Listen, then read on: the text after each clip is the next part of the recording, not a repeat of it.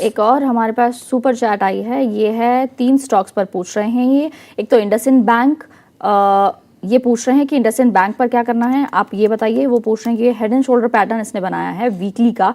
दूसरा जैश इंजीनियरिंग और Welspun enterprises. Gas engineering, Welspun engineering बताया आपने, राइट? ओके, उससे पहले एंटरप्राइजेस। मैं इंडसइंड बैंक आपको यस। बता देता हूँ।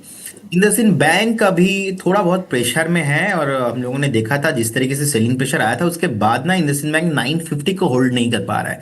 तो इसीलिए पैटर्न कुछ भी हो, ज्यादा समटाइम पैटर्न के अदर साइड भी आपको देखना चाहिए, साइकोलॉजी। एंड 9550 के ऊपर सस्टेन नहीं हो पा रहा है, तो मुझे लगता है कि एक बार आपको इग्नोर करके जाना चाहिए। अगर ये 950 को होल्ड नहीं कर पा रहा है और फिर से अगर रीगेन होता है, तब जाके we can definitely review the stock. And उससे पहले तो बाय करने का सलाह नहीं रहेगा, और अगर आपके पास है तो you should maintain A strictly stop loss of 870। And Jayesh engineering अभी 448 के लेवल पे चल रहा है। एक अच्छा बेस बनने के बाद ब्रेकआउट आया शॉर्ट टाइम में, एक ब्रेकआउट मुझे लगता है कि एक बार 520 उसके बाद 550 तक कंटिन्यू होना चाहिए। स्टॉप लॉस मैं यहाँ पे ऑलमोस्ट 428 के लेवल पे मेंटेन करना पसंद करूंगा, और डेफिनेटली आप बने रहिए, होल्ड कीजिए। और सेकंड आपने बताया Welspun Welspun enterprises. Enterprises, okay. 549 के आसपास प्राइस है, बिल्कुल जी। बने रहिए। थोड़ा मल्टीपल रेसिस्टेंस लिया है, ट्रिपल टॉप बनाया मंथली चार्ट पे। तो 585 के ऊपर ये रैली कंटिन्यू पॉसिबल है। बिफोर दैट एक बार टाइम करेक्शंस के अंदर फंसा हुआ है, लेकिन फंडामेंटल बढ़िया है। एक बार एक स्टॉप लॉस आपको यहाँ पे 495 के लेवल पे मेंटेन करके जाना चाहिए। इमीडिएटली रैली पॉसिबल नहीं है, लेकिन चार्ट अच्छा है, टाइम करेक्शंस के बाद स्टॉक भागेगा।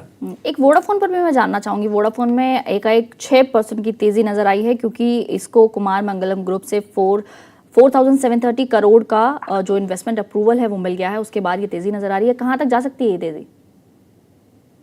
अब देखिए, जैसे ही ओवरऑल ग्रुप टेक ओवर कर रहा है और गवर्नमेंट का भी यहाँ पे सपोर्ट है, हम्म। मुझे लगता है कि definitely should wait and hold, आपको बने रहना चाहिए। नेक्स्ट 17 के आसपास का टारगेट यहाँ पे होना चाहिए। एंड चाहे वो आईपीएल में हो, चाहे वो रियल बिजनेस वर्ल्ड में हो, जैसे ही टेक ओवर कहीं ना कहीं एक ग्रुप करता है, तो मुझे लगता है कि यहाँ से मुश्किल थोड़ा बहुत कम देखने को मिल रहा है। और स्पेशली आप देखेंगे गवर्नमेंट का फोकस टेलीकॉम इंडस्ट्री में है, क्योंकि आपने कुछ टाइम पहले न्यूज देखा होगा जब इंडिगो का प्रॉब्लम आया था। इंडिगो के अलावा और कोई स्टॉक लिस्टेड नहीं है, तो लोगों ने कहीं ना कहीं बहुत प्रॉब्लम फेस किया। तो गवर्नमेंट चाहता नहीं है कि कोई भी फील्ड में कोई भी पर्टिकुलर एक स्टॉक का ना, या तो किसी कंपनी का मोनोपोली हो जाए। इसीलिए आप एग्जैक्टली। देखेंगे Bharti Airtel, Bharti Exicom, Vodafone Idea जैसे स्टॉक्स को मुझे लगता है कि बहुत बढ़िया। भारती एयरटेल तो नो डाउट लीडर है, लेकिन वोडाफोन आइडिया जिस तरीके से कर्ज था, गवर्नमेंट ने स्टेक टेक ओवर किया, ऑलमोस्ट 49% स्टेक अभी गवर्नमेंट के पास है। तो गवर्नमेंट चाहता नहीं कि गवर्नमेंट कंट्रोल करे, इसीलिए गवर्नमेंट के पास कंपनी के प्रोमोटर के पास ही मेजोरिटी स्टेक है। गवर्नमेंट ओनली फॉर 49% स्टेक अभी लिया था। सो कहीं ना कहीं मुझे लगता है कि ये जो अभी मैनेजमेंट चेंज हुआ है, और इसके वजह से स्टॉक मार्केट ने ऑलरेडी स्टॉक को बहुत बढ़िया प्राइस भी दिखाया है। नेक्स्ट टारगेट 17 के आसपास होना चाहिए।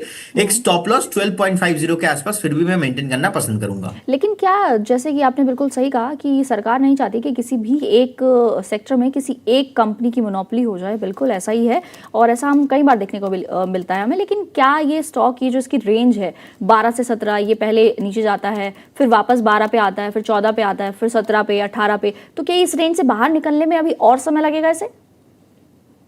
It will take some time, because आप देखेंगे 2,10,000 करोड़ के आसपास का कर्ज था, और हम्म। इतना डेट होने के बाद जब गवर्नमेंट ने 49% स्टेक लिया, उसमें 37,000 करोड़ के आसपास रिड्यूस हो गया था।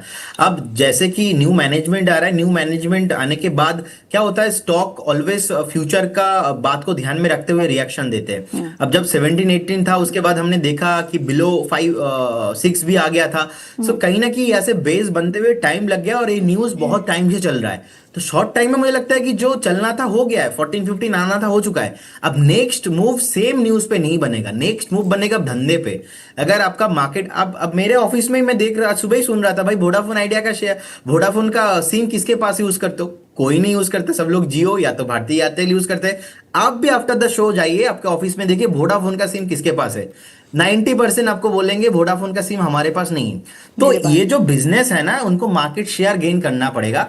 शॉर्ट टाइम में तो न्यूज के चल पे चल गया है, स्टॉक न्यूज के दौर पे तो चल गया है, लेकिन इसके जी बाद बिल्कुल। मुझे लगता है कि कहीं ना कहीं ये बिजनेस पे अगर एक्चुअल में इनको आगे ग्रो करना है तो मार्केट शेयर इंक्रीज करना पड़ेगा। हम रेवेन्यू पे फोकस करेंगे, हम पैट में फोकस करेंगे, नेक्स्ट कुछ क्वार्टर का रिजल्ट बहुत इंपॉर्टेंट हो जाएगा।